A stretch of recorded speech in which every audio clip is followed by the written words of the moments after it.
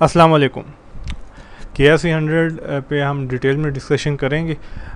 पहले हम monthly chart को देखेंगे। मार्केट ने मंथली क्लोजिंग दी फ्राइडे वाले दिन मार्केट के वॉल्यूम्स कम थे क्योंकि कराची बंद था, हॉलीडे था, वहाँ पे गवर्नमेंट ने हॉलीडे अनाउंस किया था।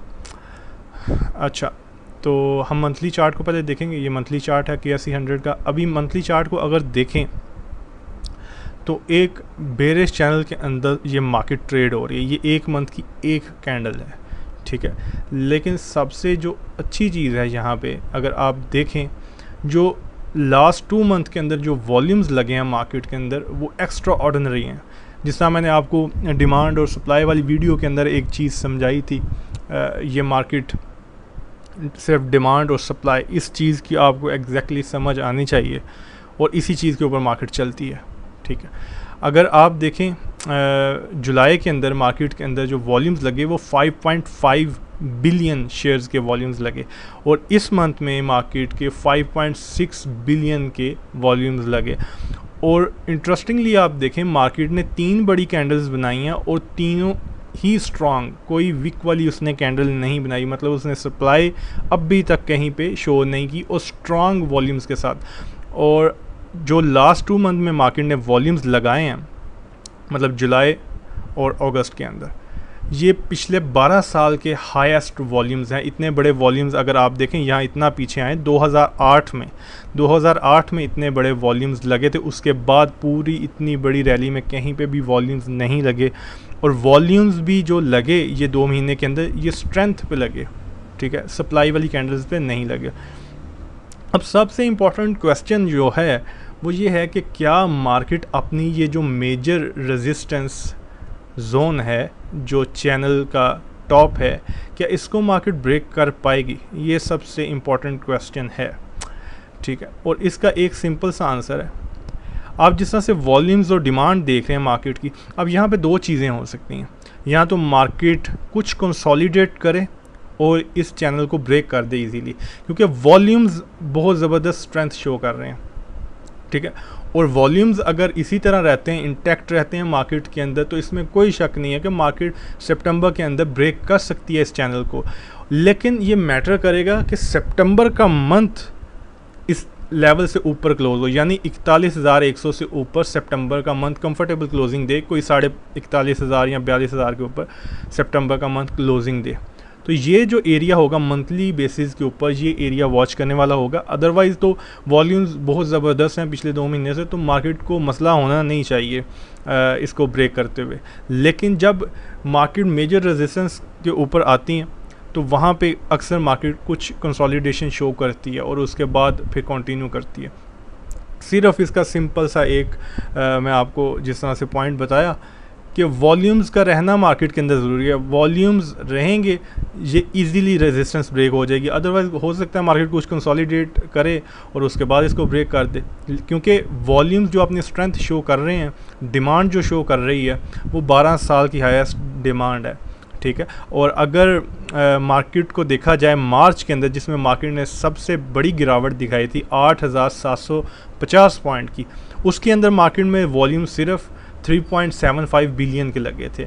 और अगर कंपैरेटिवली अभी देखें तो अभी बहुत एग्रेसिव वॉल्यूम्स हैं, मतलब तकरीबन 2 बिलियन शेयर्स के वॉल्यूम्स ज़्यादा लगे जुलाई और अगस्त के अंदर। अभी शॉर्ट टर्म व्यू के ऊपर आते हैं, डेली चार्ट को देखते हैं। अच्छा, एक चीज़ और यहाँ पे मैं आपको मेंशन कर दूँ, जब मार्केट क्लोजिंग बेसिस पे अपने इस लेवल को ब्रेक करेगी, मतलब 41,000 से ऊपर कंफर्टेबल मंथली क्लोजिंग देगी, तो मार्केट के लिए एक नया जो है, टेक्निकली ये आपसे मैं बात कर रहा हूँ कि मार्केट के लिए एक नया दौर शुरू होगा और मार्केट के टारगेट्स, फिर नए टारगेट्स निकलेंगे इस लेवल से ऊपर, ठीक है। फिर मार्केट लॉन्ग टर्म के लिए एक्सट्रीमली बुलिश होगी इंशाल्लाह से, ठीक है, जब तक इस चैनल से ऊपर मार्केट अपने आप को बरकरार रखेगी 41,100 से। अभी डेली चार्ट को देखते हैं। डेली चार्ट के ऊपर हम देखें तो मार्केट एक चैनल के अंदर मूव हो रही है। और सबसे इम्पॉर्टेंट चीज़ जो हम 2 वीडियोस के अंदर प्रीवियसली डिस्कस कर चुके हैं, आप ज़रूर देखें उसको, आपको काफ़ी कुछ उसमें से मिलेगा, मार्केट के हवाले से समझ आएगी आपको। तो डाइवर्जन की तरफ जिस तरह से मैं आपको कहता आ रहा हूँ कि मार्केट अपनी डाइवर्जेंस की तरफ जा रही है, इंडिकेटर और प्राइस के दरमियान जो तज़ाद होता है बेसिकली। अगर ये देखें और ऊपर मार्केट अपने ऑलमोस्ट नए हाई पे मार्केट ने बंद किया है, ठीक है, और इंडिकेटर अपने लो पे है।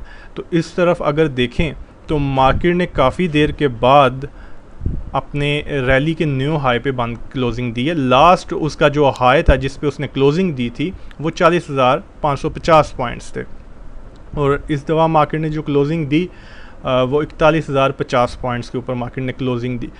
अगर सप्लाई और मेजर सपोर्ट जोन की बात की जाए तो 42,500 मार्केट का डेली के ऊपर मेजर रेजिस्टेंस जोन होगा, और 40,300 जैसे इस लेवल को पहले भी हम बहुत दफ़ा डिस्कस कर चुके हैं। तो ये सपोर्ट साइड पे, डिमांड साइड पे ये इंपॉर्टेंट लेवल होगा। मार्केट के अगर वॉल्यूम्स देखें तो मार्केट के वॉल्यूम्स इंप्रूव हो रहे हैं, बहुत अच्छे वॉल्यूम्स हैं।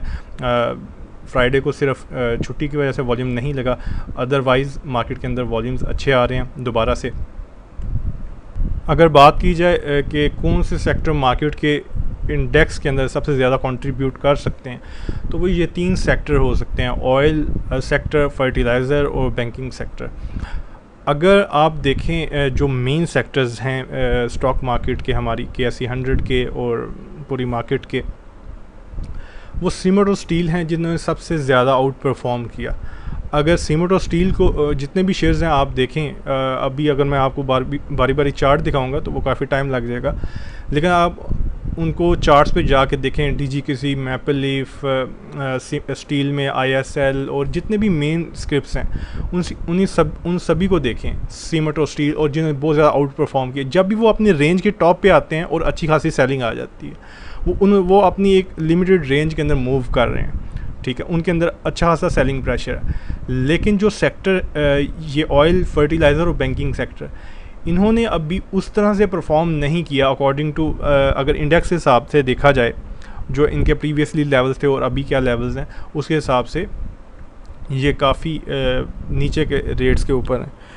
तो ये सेक्टर्स भी वही हैं जो सबसे ज़्यादा इंडेक्स में पॉइंट्स कंट्रीब्यूट करते हैं। तो सितंबर के मंथ में आप इन 3 सेक्टर्स पे नज़र रखें, इनके अंदर जो वैल्यू बाइंग्स हैं, अच्छे वॉल्यूम्स वाले स्क्रिप्ट्स हैं, उनके अंदर ट्रेड करें, ये आपको अच्छे रिटर्न दे सकते हैं। जिन सेक्टर्स के अंदर रेंज के टॉप पे सेलिंग्स आ रही हैं उनसे ज़रा मुहतात में रहें।